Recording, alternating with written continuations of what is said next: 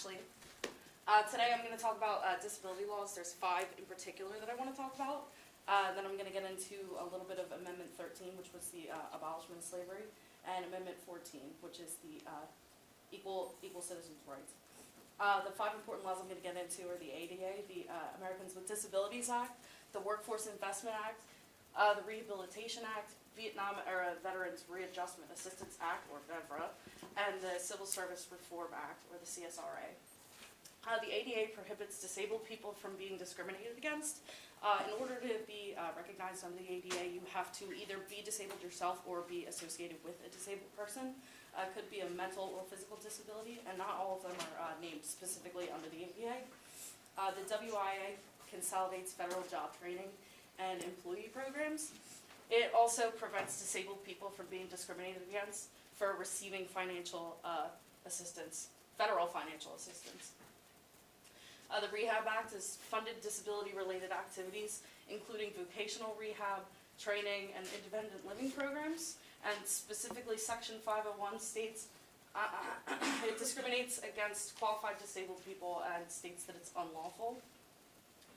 Section 503 of the Rehab Act requires affirmative action in hiring and advancement of disabled people. So they're required to not only get hired, but be able to move up in the company. And 504 prohibits, you probably read it. VEVRA was passed in 2013. It prohibits federal contractors and subcontractors from discriminating in employment against protected veterans, and employers are now required to take affirmative action to recruit and maintain the employees. The CSRA promotes fairness in federal personnel actions and prohibits discrimination against applicants and employees with disabilities.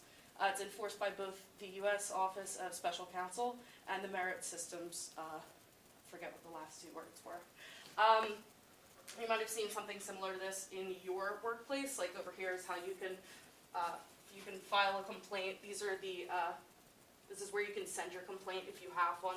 It can go straight to Washington, D.C. New and you. I researched a couple things. I found there was an employee at Austin's Park and Pizza Amusement Park. He had a mental disability, and they changed the way that you clock in and out, and he couldn't really figure it out. And he was fired after he was denied a reasonable accommodation. His mother, who was his legal guardian at the time, he's over 18, but since he had a mental disability, she was his legal guardian, and she asked if there was any way that they could do it separately, and they said no, and they fired him, and he sued them. Amendment 13 was passed in 1865. It stated that slavery was unlawful and that involuntary servitude was barbaric. And after it was passed, slavery was only acceptable if a person was duly convicted of a crime. Amendment 13, in 1863, Lincoln issued the Emancipation Proclamation. It stated all persons held as slaves within any state or designated part of a state, the people whereof shall be in rebellion against the U.S. shall be then, thenceforward, and forever free.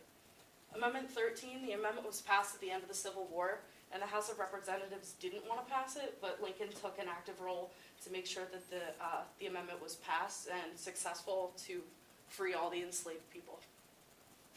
Amendment 14 was adopted in 1868 as a Reconstruction Amendment. It addressed citizens' rights and equal protection of the laws, and it was proposed in response to the related to the former slaves, the issues that they had, because they weren't here, but they were still technically citizens. The Amendment 14 was contested, especially by the states in the South, but they were forced to ratify anyway if they wanted to be recognized under the Constitution. And the first section of the Constitution is the most litigated part of it. There's a couple clauses. First is the Citizenship Clause, then the Privileges and Immunities Clause, then Due Process Clause, and the Equal Protection Clause.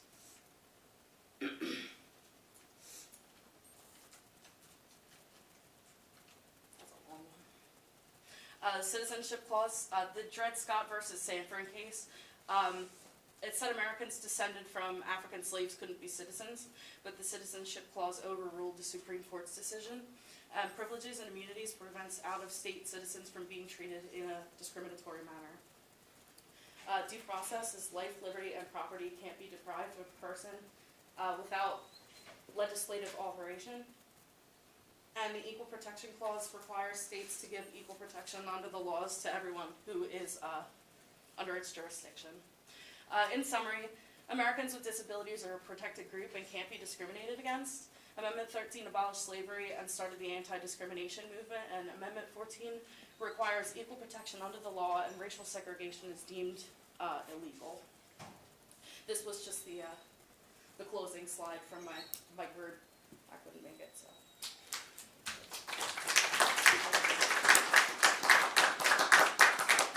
Thank you.